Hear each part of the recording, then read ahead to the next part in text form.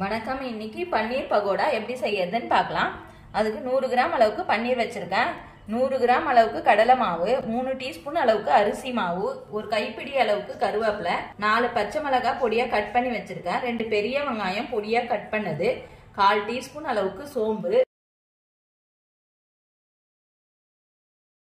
இதை கையாலே நல்லா பிசைஞ்சு விட்டுக்கலாம்.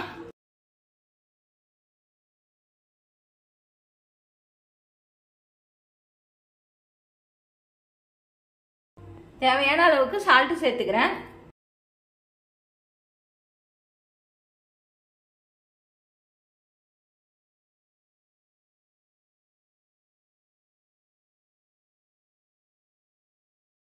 ஒரு டீஸ்பூன் அளவுக்கு நெய் சேர்த்துக்கிறேன்.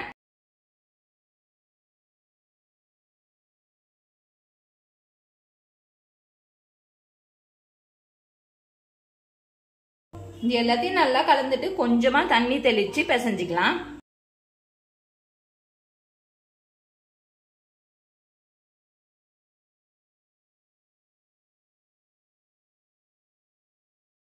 இந்த அளவுக்கு பிசைஞ்ச மாவை இப்ப குட்டி குட்டி பகோடாவா போட்டுக்கலாம்.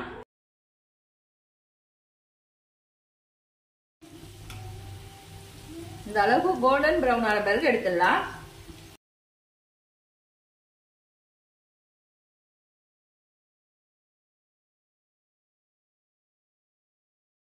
கிறிஸ்பியான இந்த பன்னீர் பகோடாவை நீங்களும் வீட்டுல செஞ்சு பாருங்க. செஞ்சு பார்த்துட்டு எப்படி இருந்துச்சுன்னு சொல்லுங்க. லைக் பண்ணுங்க, ஷேர் பண்ணுங்க, கமெண்ட் பண்ணுங்க, சப்ஸ்கிரைப் பண்ணுங்க.